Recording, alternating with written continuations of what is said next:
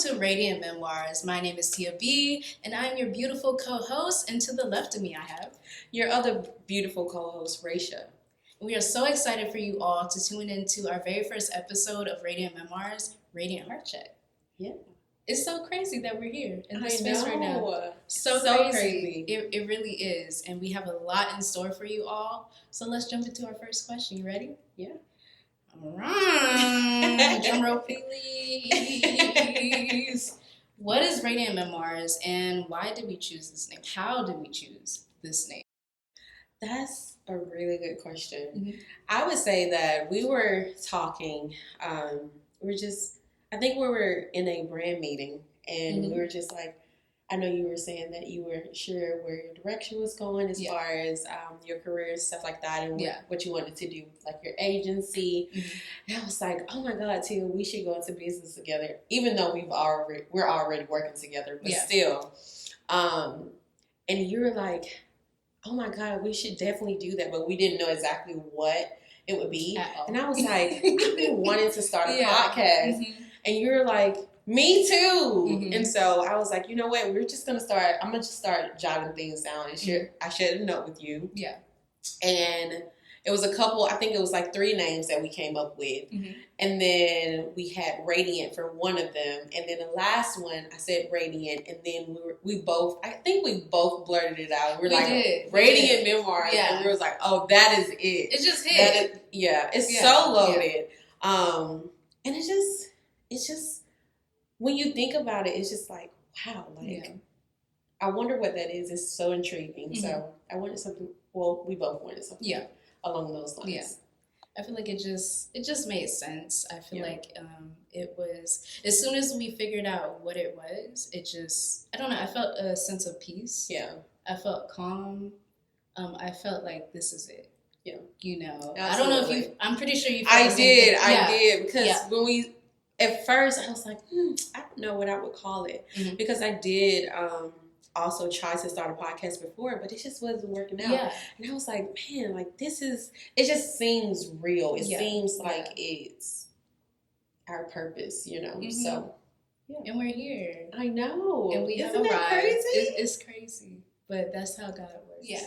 Honestly, the reason why we're here is because of him. But that's going to be a totally separate episode that we're going to get into how God has brought us into this space. But that brings me to my next question for you. Okay. Well, for both of us. Yeah. How did you all become friends / business partners? Great question. Okay, so great question.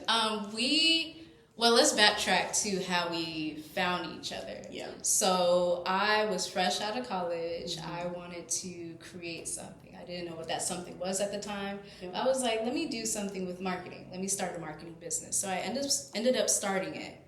And then I posted a video. It was a promo video, no more than 30 seconds. Yeah. I posted it on my page, but something told me to also post it on my story. Yeah. And then my cousin actually ends up reposting it to her story. And that's how you end up finding me and reaching out to me about my services. So that's pretty much how we got connected. And then after that, we've been working together ever since for about, 2.5 years. 2.5 years. So it's just been, I feel like it's just been, I don't want to say ordained, but it's just been, it just makes sense that we came to this space together. We've been working together so well for 2.5 years. And we're still improving one another. We're still working with one another. We're still encouraging one another too. And I think it's just developed into a beautiful working dynamic between the both of us. Absolutely. Of course, working together is not always the best. And it's not always pecans, butter trees, bees, it's not always like that, because we don't always agree. We don't always have the same ideas in mind, but I feel like that's what makes our dynamic work. You pick up where I lack, and then you're not afraid to correct me and vice versa. Right. But we do it sisterly. Yeah. We do it in a way. Love that. Yeah, we do it in a way that is very compassionate. Mm-hmm. It's very loving. Yeah. But still like, hey, come on now. Type. Hey, hey, tighten up, all right, you know? All right. But we falling both... off track. No, literally. But sometimes you need people like that in your life to kind of help support you and build you up. And I feel like you have been one of those people. We came into each other's lives at a very... a really good time, you know. I was first starting my business, and you was launching your business as well. I didn't think that our relationship, our friendship, would blossom into what it is now. And here we are, starting our podcast together, and it's like I've known you for forever. But it just makes sense, you know, when things align, when the energies align, when the goals align, then it's really good to have people in your space to kind of like walk through life with you. And that's what I see you as, a little sister. So I love that for us. That's crazy. You know what's crazy? I see you as my big sister. And I don't have a big sister because between me and... I always say you. I'm part of the twins. Shout out to my other half, Tina. I'm the third half. Hey, she's the third half. You know, I feel like I always wanted a bigger sister because sometimes it's a lot being a big sister, even though we're both the same age. I'm older technically than her, but it's a lot of responsibility, and sometimes I just don't know what I'm doing. But I have somebody looking up to me, and I'm like, you know, like, yes, I can be put together, I can have it together and stuff, but sometimes I literally don't have it together, you know, and sometimes it would really help to have that kind of older sister to be like, hey, it's okay. And I feel like you stepped into that role so beautifully at a time in my life where I was just searching for myself, trying to figure things out, and you embraced that, and you kind of showed me that, hey, it's okay to build yourself up. It's okay to make mistakes. It's okay to be, you know, in that kind of space of potential. And this is what it looks like. Bring in the tissues. Okay, so that takes us to our next question, and it reads, how has this shaped your life's purpose? That's a great question. How has We're getting deep on this. We are. How has this shaped my life's purpose? I feel like, again, authenticity, but also trust and understanding what that looks like, and that it's okay to be vulnerable with other people, to let other people in. Because I had experienced hurt with understanding what sisterhood was and understanding what it meant to let other people in. With friendships, it just wasn't the best. But once I kind of took a step back, I prayed about it, and then that's when I met you, and you kind of helped me rebuild my perspective on what it means to be a sister and what it means to actually be a true friend to somebody. And I feel like through me relearning what true trust was, it actually kind of led me here. So I feel like this space and us being here doing this episode, I feel like it really is aligned with my overall goal and my dreams for the future. And ultimately, that's my purpose. My purpose in general is that I want to serve and uplift and encourage people. And I feel like this is like an entity that just feels it, you know. So I feel like it was just the right timing, the right person to have this kind of conversation with. I feel like this is just conversation, but also we have the platform to impact other people too. Radiant Memoir is just like it's like the first question when you asked me. Radiant Memoir is so loaded, right? It's so heavy. It's filled with so many good things, and it can be so many good things. I feel like because we're in this world and then there's so many negative things that we could focus on, it's like being able to focus on the positives and how we view our outlook on life. For me personally, being a wife and a mother, it also allows me to just create memories with my family, but also my friends too. So that when I do leave this earth, they'll be able to say, like, she really lived her life. It wasn't paycheck to paycheck, or she was waiting until she got to this part of her life, or she was waiting until she got married. She was waiting until she had kids. And I feel like so many people, they wait to celebrate the small wins. And it's like, for me, as and I just learned this, so this was not something that a grand memoir. something that my kids look back on and they're like, oh, my mom was a part of everything, you know, the memories with them, like even with my friends, even with you, like we have so many memories together over the last 2 years. And it's like, it's crazy because we've only met in person 3 times, but we have so many great memories, like the late nights of us just working together and getting things done. I mean, even like putting this together, and being here today, and it's just like, I would be content if I was to leave this earth tomorrow because I know that I've put out good things. So that's my life's purpose. That's beautiful. Thank you. Honestly, and what you said that stood out to me, you were alluding a bit to scarcity, like living your life being scared or living your life thinking things will not be enough, and how that kind of limits you from literally living your life. And then you switched it to talking about legacy building, and that's a lot of things, or that's one of the main things that a lot of people overlook in a sense, because they don't think about long term. Right. They think about now. And when you focus on the now, you're more inclined to think everything is moving so fast. Right, exactly. And then more inclined to thinking, okay, scarcity.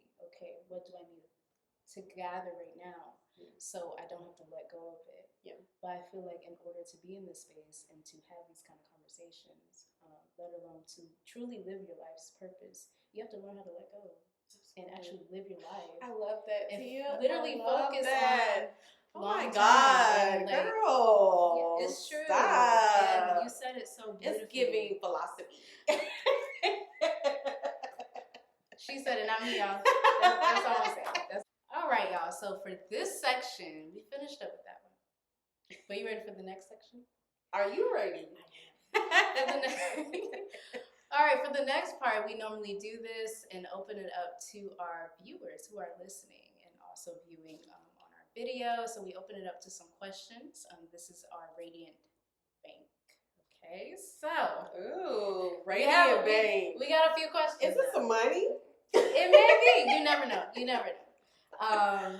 So shout out to all the viewers and the listeners. Yeah, absolutely. We have amazing questions. So let's read the first one. You ready? Yeah. All right. It says, how can you improve your memoir? Ooh.